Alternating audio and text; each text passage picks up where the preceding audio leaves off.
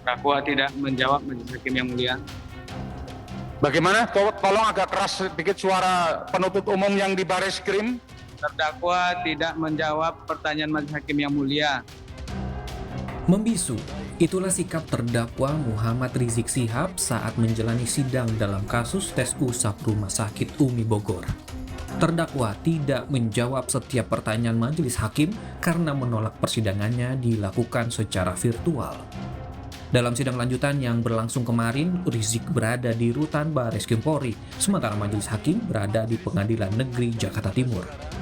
Saya bukan tidak bersedia di sidang. Saya tidak bersedia di sidang secara online. Tolong, jangan ngebohong depan hakim. Kami minta saudara terdakwa Muhammad Rizik Shihab Di sidang offline. untuk hadir di persidangan.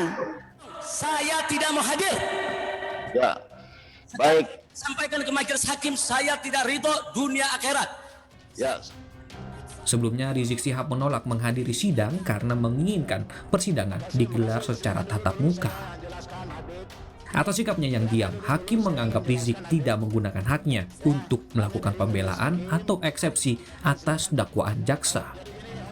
Kuasa hukum terdakwa Sugito Atmo Prawiro dalam program Kompas Petang menyatakan, berdasarkan Perma nomor 4 tahun 2020, sidang secara virtual dilakukan dalam keadaan tertentu dan tidak diharuskan. Skala prioritas kami bahwa kami menginginkan bahwa sidang itu offline, bukan online. Karena apa? Perma nomor 4 tahun 2020 itu kan dalam keadaan tertentu.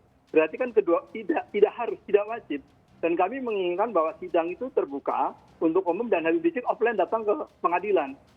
Jadi di dalam pasal 152 kan juga jelas bahwa terdakwa harus hadir di muka persidangan. Dan di dalam Perma nomor 4 tahun 2020 itu tidak ada keharusan, tidak ada kewajiban, hanya keadaan tertentu. Perlu diketahui bahwa sidang Joko Chandra, sidang Beni Cokro, semuanya kan bisa dilakukan offline. Kenapa hanya untuk Habib Rizik diberlakukan semacam ini? Itu kan kalau misalnya para pihaknya sepakat dan setuju. Yang jadi masalah kan Habib Rizik tidak setuju kalau misalnya sidang online. Jadi saya harap untuk kedepannya sidang harus offline dan kami akan menghadiri dan kami akan mengikuti proses hukum acara yang biasa berlaku.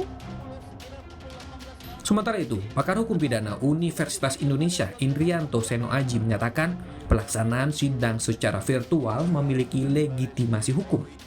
Indrianto menambahkan sikap terdakwa yang bungkam saat mendapat pertanyaan hakim justru merugikan pihak terdakwa. Sidang peradilan dengan online itu memiliki legitimasi dalam kondisi yang sangat darurat seperti ini. Dan pengadilan tetap memiliki otoritas untuk melanjutkan persidangan tanpa kehadiran dari Rizik. Ini yang dinamakan prosedur optechenspraak. Berdasarkan aturan hukum yang berlaku, majelis hakim memiliki wewenang untuk tetap melanjutkan proses persidangan. Mantan pimpinan FPI Rizik Shihab terlibat dalam sejumlah kasus hukum, di antaranya kasus kerumunan di Petamburan, Jakarta Pusat, kasus kerumunan di Mega Bendung Puncak Bogor, dan kasus tes usap palsu Rumah Sakit Umi Bogor.